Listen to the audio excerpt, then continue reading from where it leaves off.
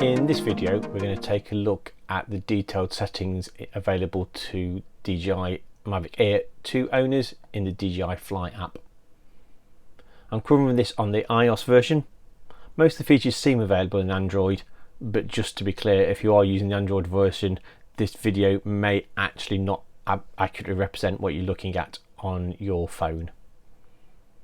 Important thing to note is the version of the app and the version of firmware on your drone are very closely linked to depend what features you have available to you. So you may be running the latest version of the app, but find some of those features just aren't available to you, and that is more than probably the fact that your drone firmware isn't up to date as well. Get them both up to the latest versions and then most of the features should then show. For this video I'm using 1.1.5 of the DJI Fly app, and my drone firmware is 1.0.0.025.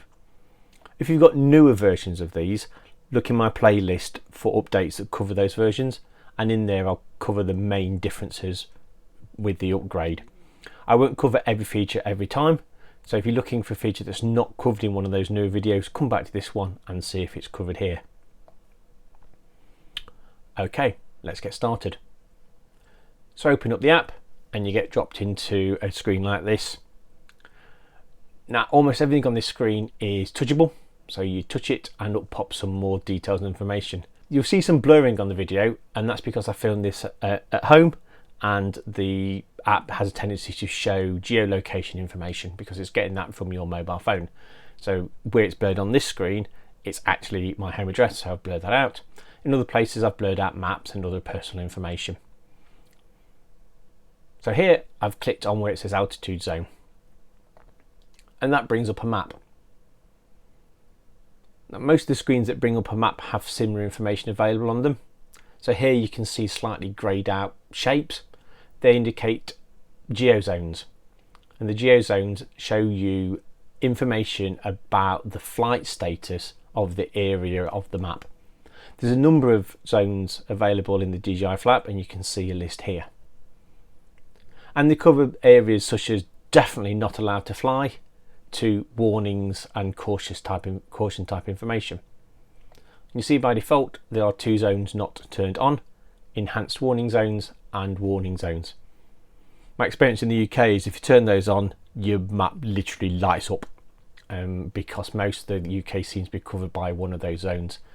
But it's always useful to double check before you start flying, and definitely be looking for those colours that are do not fly. Each of them is a toggle button. You toggle them on and off by touching the toggle button.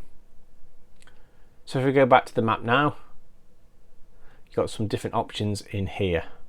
So you can see location information, roads, forests, towns and cities. You've also got the layer button. The layer button will change it from map view to satellite view.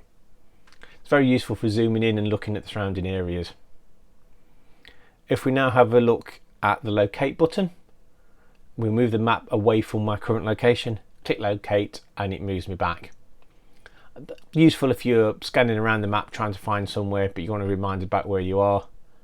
You've got the zoom buttons that allow you to zoom in and out, and again useful to zoom out so you can make sure you've got all of the necessary information showing on the map, especially if you're going to be flying some distance away from where you are currently or where your launch zone is. You might want to zoom out just so you're aware of any zones nearby and make sure you're flying away from them. On the bottom of the map we've got the nearby fly spots option. Click on that and that gives you a list of fly spots. Now my understanding is that is supposed to show you recommended places where other drone users have said you can fly. It's also my understanding that currently only seems to work in China, so not much use in the UK at the moment. Maybe it'll come along eventually. At the top of the screen we've got the little magnifying glass to search. You can click on that and you can type in a name place or a location and it'll use the map data to find that. Click on it and it'll take you to that map location. Useful again if you are out and about and you're trying to find a specific place to take off from or to go to, but once you're in a location it doesn't have much use to it. The other thing you've got at the top is the bit where it says Nottinghamshire. If you click on that, It shows you details about the region and your current location, and you can change some settings in there. And it's useful again for finding somewhere close by or looking at a map of a particular area if you're thinking of travelling there. Back on the main screen, clicking on fly spots takes you to exactly that same screen, and from there, if you want to look at the fly spots, you can click in there. Next on the list to the right then is the Academy button. That opens up some DJI information in there, so you've got some useful stuff in there like some tutorials and training. You can pick your drone if it hasn't got the right drone there selected for you, but once you've paired your drone it picks that same one. And you can view the manuals for the drone. There's also a flight safety section which is currently empty, and tutorials and hints and tips. Always useful to go and have a look in there and see what there is you can learn about your drone.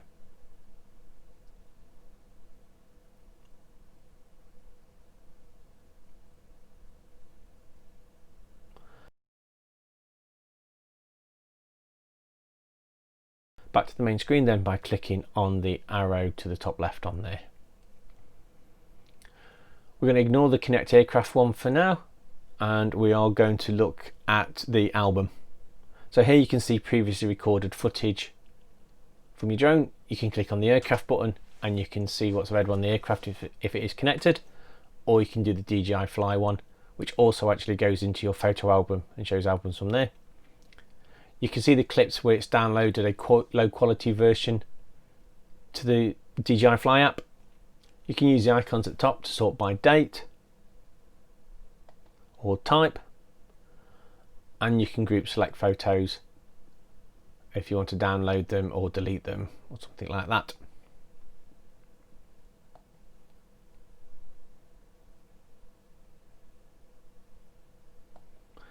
You've got the option of download, which downloads the image, the video, the photo into your photos store on your device.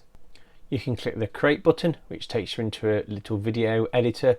I'm not going to cover that in this video. I'll probably do a separate video on that because it has lots of features around video editing, and seems a fairly capable video editing for beginners to get your footage out and into a film that you can show to other people. So back to the main menu. What we're going to do now is take a look at the Sky Pixel option on the bottom there. So click on where it says Sky Pixel, and that takes you to the DJI Sky Pixel website. If it's first time there, you might need to approve the cookies.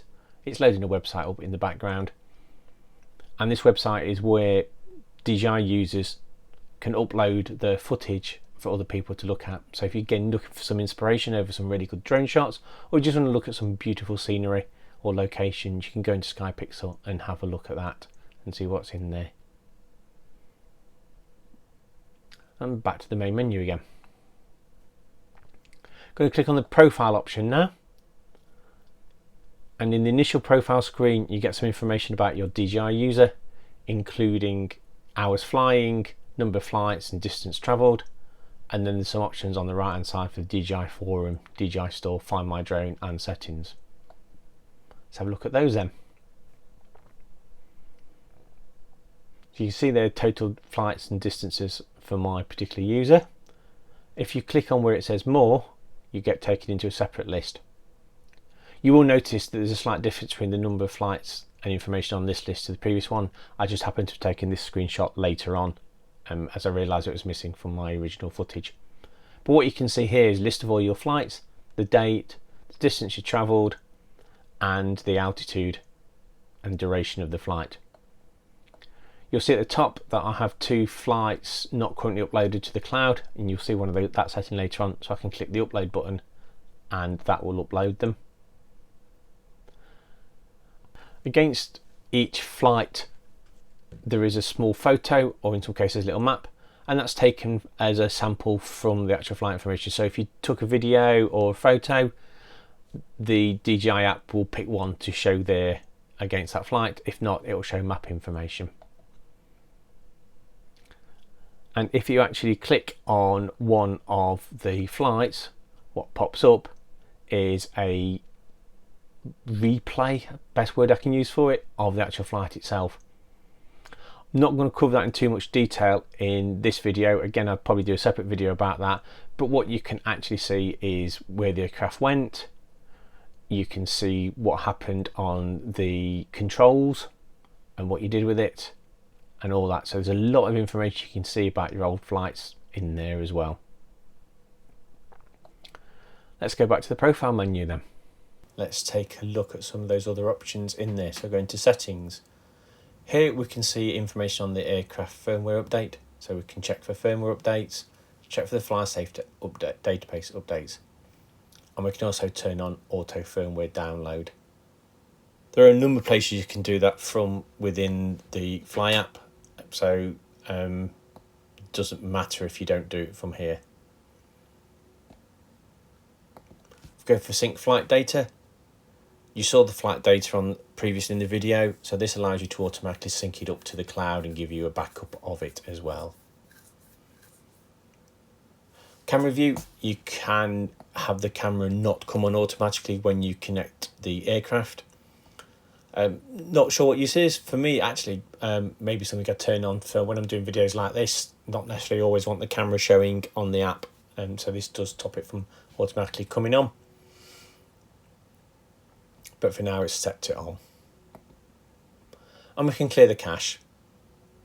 The app and the device seem to cache a number of things. So firmware packages, we can delete those if necessary. But it's always useful to have them. It also allows you to pre-download them and connect your aircraft and get the upgrade done there. And in the privacy options, a number of pieces of information that are passed to DJI. If you have them turned on, by default they all seem to be turned on. And if you do try and turn some of them off, you get a warning about DJI can't do certain things. So for the mobile device GPS info, it says if you turn it off, the Find Your Drone won't work. And then we've got language settings as well. The geolocation unlock option is something that is part of the DJI ecosystem. So your drone has controls set inside it, controlled by DJI, that prevent you from being able to launch it in particular areas and locations. And what you can do is request unlock of those locations from DJI, which will allow you to fly your drone. Another video I'll look at doing later on, because it just needs certain conditions to be able to demonstrate it properly. Back to the main screen. Let's take a look at the Find My Drone then. This brings up the now familiar map that we've shown in other screens. Just have a couple of extra options in there. So you can make your drone start flashing and beeping, which can help you locate it. But it shows the location of your drone.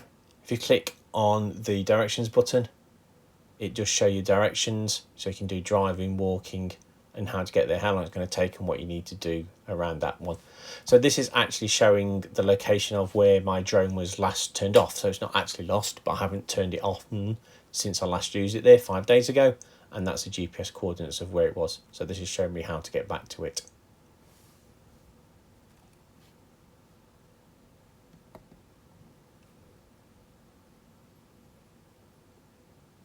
The rest of the buttons on there work the same as previous map updates in the video. So now let's go back to the main screen again. Now at this point I haven't connected my controller or my drone, but what I can do is click on Connect Aircraft. And that takes us to a screen that lists the drones that the Fly app is compatible with. And you can pick a drone from that list and it'll try and go through the pairing menu options with you. But also to the top right hand side there is a camera view option. So if you click that, it takes you through to the camera screen. Normally this is connected to the drone and you see the drone camera and all the drone options there. But what this does allow you to do is access the 3-dot menu in the top right hand side and access certain settings for your drone or the app that are when connected type options. We'll be going through each of those as part of this video anyway, so we'll come back to them then. But for now, what I'm going to do is turn on the controller and get that started up.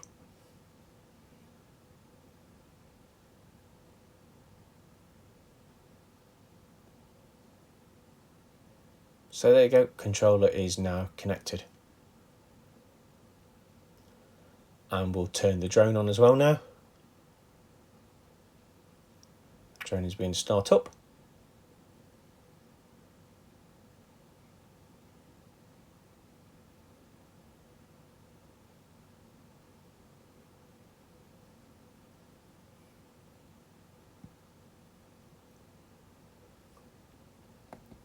And the drone has now started.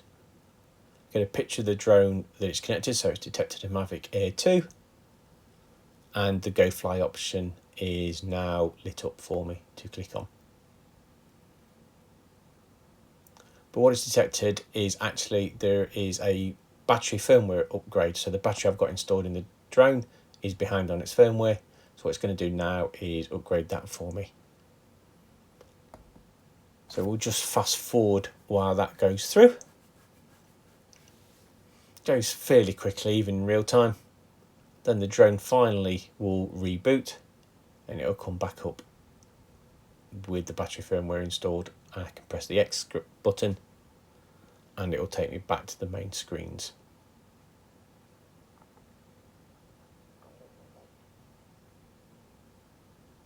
So I'm now back with my Mavic Air 2 listed as the device connected, and I can click Go Fly. So that takes me to the camera view. Immediately I get a warning that I don't have an SD card installed, so SD card removed. It's quite right, I haven't got one installed. That's okay for this demo. That is really, really useful though. So you've gone out for the day, you may have SD cards, you may have forgotten them. At least you know at this point you don't have one, and it automatically switches to the aircraft internal storage. So there's about 8 gigs of internal storage on the device, on the drone, so you can actually go out and get some video footage. And if you keep deleting things and only picking the best footage, you know, you can use it for a duration of a battery, I'd say. So what options have we got here? It says N mode in the top left hand side, that's normal mode. It can also say T mode and S mode for tripod mode and sports mode. I've got the takeoff permitted label on there, and if I click on that it will bring up a pre-flight check for me. And on there it lists a number of things that it's gone through. Again, I get the caution about the fact there's no SD card inserted. Again, that's not necessary for flight, but it's a really useful warning to have to let you know that you're going up without enough storage. I've got the auto return to home altitude. Mine's set at 40 meters at the moment. You should set that per launch and look around at your surroundings, and what you're looking for is the flight height of the drone when you hit return to home. And what will happen is the drone will go up to that height and then start navigating back to the GPS coordinates of return to home. If you don't set it high enough, it may hit something.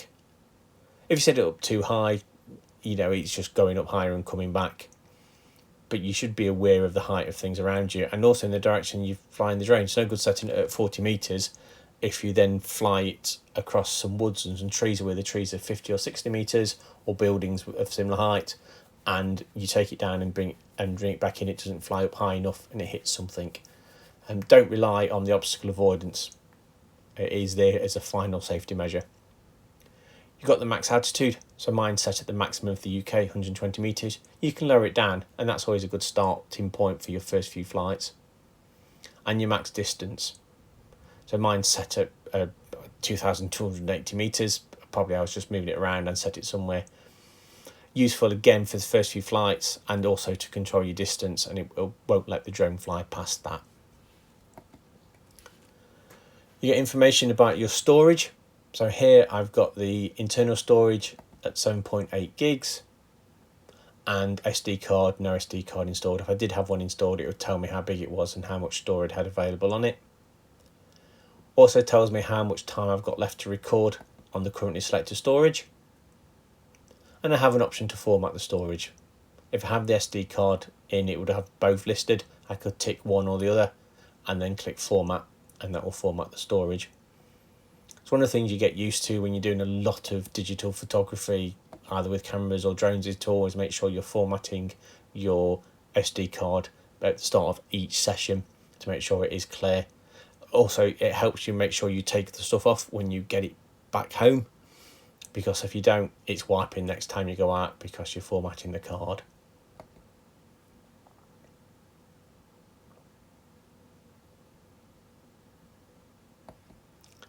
If I tap the screen to the left or the right of the flight safety checks, it'll take me back to the main view screen then.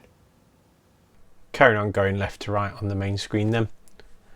What we have first is the strength indicator for the connection to the controller. A little bit like a Wi-Fi or mobile phone signal on there. Strength details around the number of satellites and the strength of the satellite signal. And then also the battery indicator. If we click on that, we get to see different details about the battery, the current temperature of the battery, the voltage, and how much flight time is remaining on there. We're not in flight at the moment, so that number's not going down. On the left of the screen, you can see the exposure histogram. We can move that around, put it in different places, but it's really good for showing you what the exposure of the camera is at any point in time. We have the takeoff button. Clicking on that brings up the takeoff option. I'm obviously not going to click that now, I'm inside, but you press and hold where it says takeoff, and that will take the drone off up into the air about 1.2 meters above where it currently is. The map symbol in the bottom left, when you click on that, that brings up the larger map, so you can see roughly where the drone is. It's fairly small, but it's enough to see what's around you, what street you're on, or if the drone's nearby as part of that. If you click the map icon again, it goes full screen, and then everything on there is similar to the other map settings we talked through earlier on in this video. Now the drone is connected. On the map I also get indicators for my home point, which is where the drone detected its takeoff from, and where the drone currently is. And I can use the icons to change between showing me where the drone is and where the home point is. At the moment they're both the same thing, so clicking on them doesn't change anything, but if the drone had moved away, it would do a sort of pan on the map and move the map to where the drone is and then back to where the home point is. Can orientate the map north by clicking the north button, and by clicking on the layer button I can change it to standard map, satellite map, or hybrid mixed mode. This is another location where you can click Find My Drone, and then it takes you to the Find My Drone functionality we talked about earlier. To close the full screen map down, we click on the arrow on the top left hand of the map, and that takes it back to the minimised but still visible mode. To the right hand side of the map, we've got 4 settings to tell us where the drone is in relation to the home point. We've got the height above the home point in meters, the distance from the home point is as a crow flies distance, and then the horizontal and vertical speeds in meters per second. The final core part of the main screen to talk about in this video is the main settings menu. You get to that by clicking the 3 dots in the top right hand corner. The first menu to appear is the safety menu, and these are the same settings you get when you check the status of ready to fly. Maximum altitude, the maximum distance from the home point the drone's allowed to go, and the auto return to home altitude if you click return to home on the controller or the drone decides to auto return to home. You've got the ability to update the home point. It does require the drone to be in flight, but you can reset the home point for the drone to your current position based on where you are with the controller. You have settings for obstacle detection, and the drone will therefore attempt to spot obstacles using the sensors on it. And then you've got the Advanced Pilot Assistance System, APAS, and when that's enabled, the drone will attempt to go around obstacles either by going above them or going around them. The options to calibrate the compass and the IMU are here. I may do a separate video on those, but also they are covered in one of my setup videos. The compass helps the drone orientate itself while flying or hovering, and helps improve the positioning of the drone. The IMU detects movement of the drone and is used to keep it stable during hovering or flight. Both should be calibrated if you receive a warning either in the pre-flight or while during takeoff of the drone, but you can also calibrate them yourselves as needed. The auxiliary light is at the bottom of the drone underneath. It's got 3 settings here: auto, on and off. On and off hopefully makes sense. Permanently on, permanently off. Auto uses the sensors to detect the brightness of the environment around you and turns the auxiliary LED on if it detects the darker environment than normal. Unlock Geo Zone is something we talked about earlier in the video, and it's referencing the no-fly zones and the ability of DJI to lock the drone out of flying in certain areas. And Find My Drone will take you to the Find My Drone features that we talked about earlier in the video as well. In advanced safety settings, we've got the ability to control what happens when the drone loses signal, so it can't communicate with the controller. You've got return to home, descend or hover.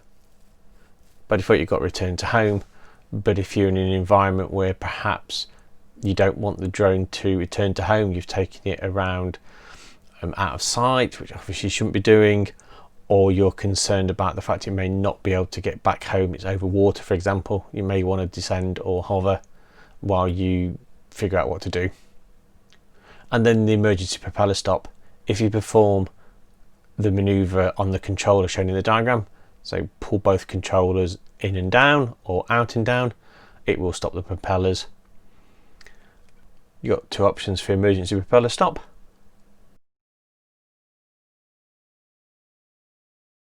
Anytime and emergency only. Defaults to emergency only. Anytime has a very much a use with caution there, because doing that will stop your propellers, and if your drone's in the air it is coming down like a stone. Haven't been able to find any details about what classifies as an emergency for the use of this procedure. If you happen to know, please put something in the comments below. In the remote identification option, you've got some settings for broadcasting your UUID and your identification and flight information. You can add a custom identification. In the UK, this should probably be where you put your operator ID for the drone or for yourself, and flight information where you can change each time around any particular flight information. Neither of them are mandatory, and in fact you can turn those settings off. There is rumour of some software you can get that will look for those things being broadcast. I don't have an experience of that myself, but if you want to comply fully with UK regulations, I think it'd be a good idea to put your operator ID in the identification and broadcast these things. At least it shows you've got good intent. Back on the safety menu then, let's go on to the next one, control. First thing we get is the units to use when displaying things like the height and the speed. Got meters, kilometers and imperial. You've got the target scanning option, and this means that when the aircraft is flying, it looks for the targets for you to use in some of the intelligent camera and intelligent video options. As you can see, they're only really available for single shot photos and normal video recording. And you've got the gimbal mode of follow mode and FPV. Follow mode is a default, and that keeps the gimbal level with the horizon. FPV mode puts into a much more realistic mode where banking the the drone makes the gimbal move with it, and it's as if you were in the cockpit of the drone looking out of it at that point. Other gimbal settings include allow upward gimbal rotation. That actually allows you to point the gimbal upwards a small number of degrees. By default it's off. I have it turned on here. It does allow you to do things like fly underneath objects and look up at them. You get some quite good footage from that. And then you've got gimbal calibration. Make sure you've got your gimbal cover off, put the drone on a flat surface, and that will calibrate your gimbal to make sure it's able to stabilise it properly in flight. You have the option to recenter the gimbal. A couple of the ways of doing that, but if in your menus, this is the best way to get your gimbal pointing straight ahead. You have an option for phone charging. You turn that on and the controller will charge your phone.